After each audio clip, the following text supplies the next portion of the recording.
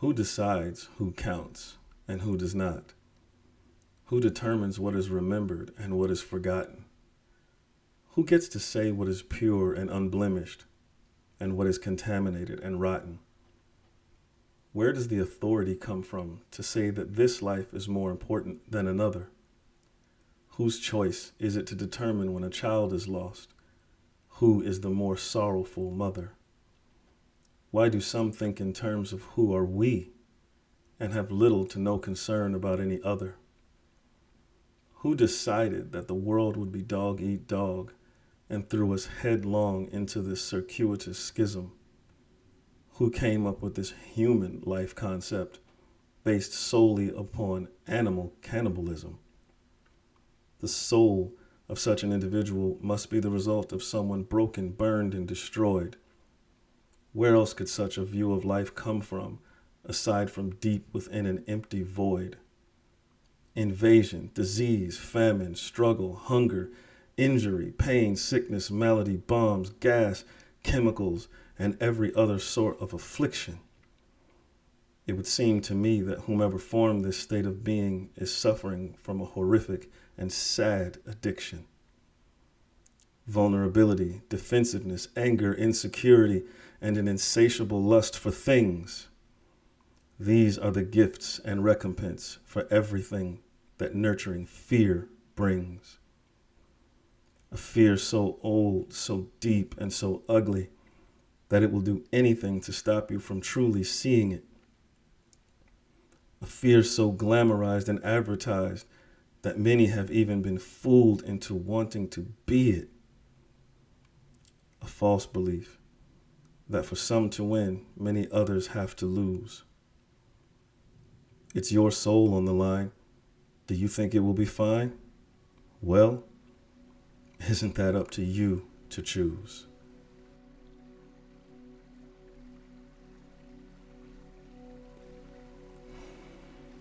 Yep, let's talk.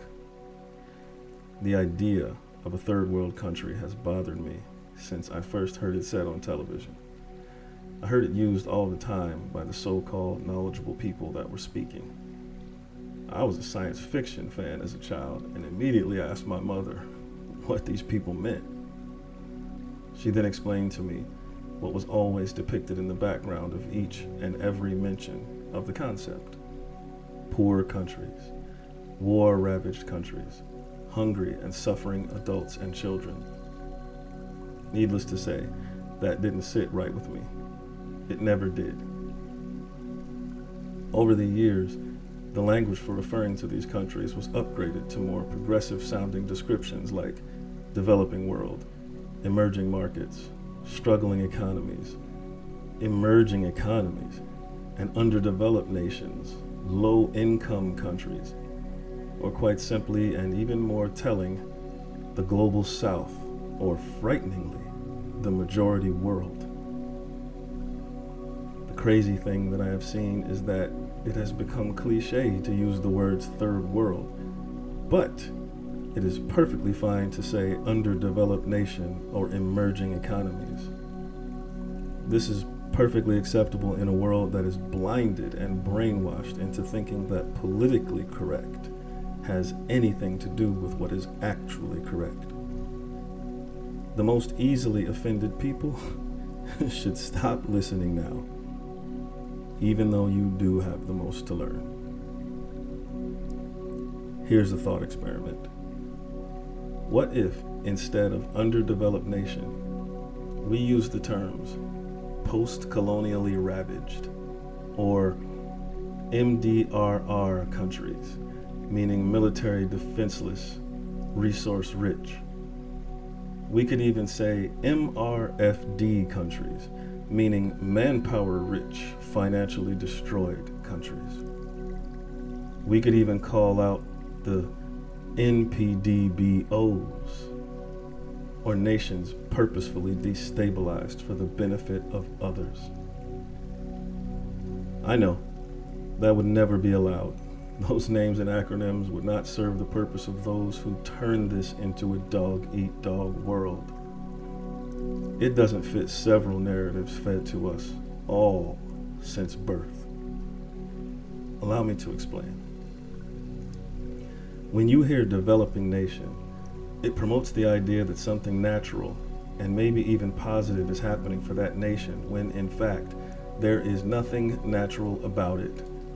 And usually the people of the described nation are the last ones to see any benefit, if they ever do. This description does not tell the story of the intense and overt oppression that occurred in and around those countries for 300 plus years.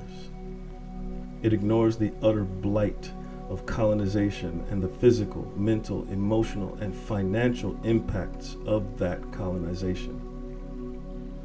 Some of the countries that struggled the most were colonized by 2 or even 3 countries, sometimes at the same time, and sometimes one right after the other. It's like being aggressively taken advantage of without consent by one after another until there is nothing left of what could have been. I'm sorry that I have to be overly descriptive with that, but we're not allowed to actually speak plainly of the worst ills on our planet. I'm sure you understand. Developing nations, or any of the other catchy descriptions, also make it seem like the nation and its people are somehow developmentally behind schedule due to some natural circumstance that always evokes Darwin's admittedly racially motivated rendition of survival of the fittest. All of this effort to conceal what is real is an attempt to hide ugliness from the light. They only hide because we have the power. We are the 0-point energy. When I say we, I know that some of those who stopped listening will likely say that this is all about bashing white people. Wrong. Dead wrong. And it also speaks to your personal fragility and how it was created within you and weaponized against you to make you think and feel that way. I saved this clarity for now so that you would feel the growing tension or anxiety, so that you would not be able to deny to yourself what manipulates you.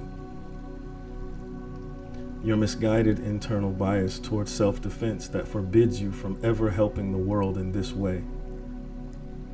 If you cannot bear to hear reality spoken, then there is no way that you can help to repair it, no matter who you are. That is exactly what the puppet masters want. These efforts to obfuscate and hide reality behind sick, yet to some appealing, pleasantries is about stopping reality from being truly comprehended by all people who would seek to make the world a better place if they were faced with the real world in its true state. If they could actually break through the intense programming of fear and inferiority and discover compassion and love for themselves and others. What isn't a word anyway, right? The answer is everything. A quote you may have heard of. And God said.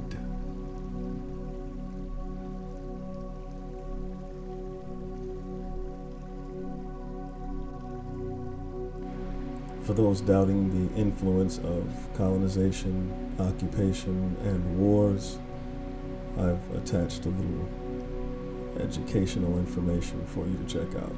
So enjoy the vibe, read, learn, and let's make the world a better place. One love.